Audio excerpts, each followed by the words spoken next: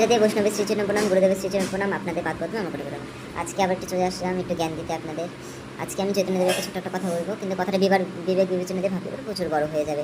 আমার বলার মতন কোনো সামর্থ্য নেই, তাও একটু চেষ্টা করছি। এখানে বলছেন, শুনো শুনো নিত্যানন্দ, শুনো হরিদাস, সর্বত্র আমার আগা করহ প্রকাশ, প্রতি ঘরে ঘরে গিয়ে করো এই ভিক্ষা, কৃষ্ণ বল কৃষ্ণ ভজ কৃষ্ণ করো শিক্ষা। এখানে চৈতন্যদেব মহাপ্রভু একটা কথা বলেছেন, কথাটা ছোট্ট হতে পারে কিন্তু এর মাহাত্ম প্রচুর বড়। আমার বোঝানোর মতন কোনো ক্ষমতা নেই, আমি একজন অধম, তারপরে একটু চেষ্টা করছি। বলছেন আমাদের মহাপ্রভু বলছেন, শুনো শুনো নিত্যানন্দ, শুনো হরিদাস, আমার আজ্ঞা, মানে এই হরেকৃষ্ণ মহামন্ত্র বলতে পারো, এই কলির যুগে একমাত্র নামই সম্বল। এই নাম প্রচারের জন্য তোমরা সর্বত্র ঘরে ঘরে গিয়ে এই নামের প্রচার করো। তার জন্যই বলেনি যে কাউকে জোর জবস্তি করে, কাউকে মারপিট করে, কাউকে ধমকিয়ে নাম করো। তারা বলছেন, আমাদের মহাপ্রভু বলছেন, সবার ঘরে ঘরে গিয়ে সবার চরণ ধরে ভিক্ষা তোমরা চাও যে আমার নাম হরে কৃষ্ণ মহামন্ত্র তোমরা শুনো, শেখো, শিখতে তো হবেই। কলির যুগে হরে কৃষ্ণ মহামন্ত্র ছাড়া আর কোনো উপায় নেই। তাই বলেছেন যে আস্তে আস্তে এগোতে হবে, এক লাফে কেউ যেতেও পারবে না।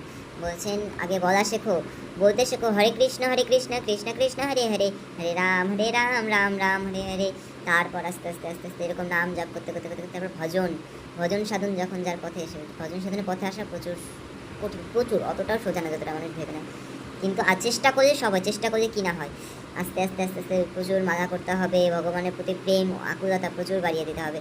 করতে করতে করতে করতে একদম পেয়ে যাবেন বৈকুণ্ঠ ধাম।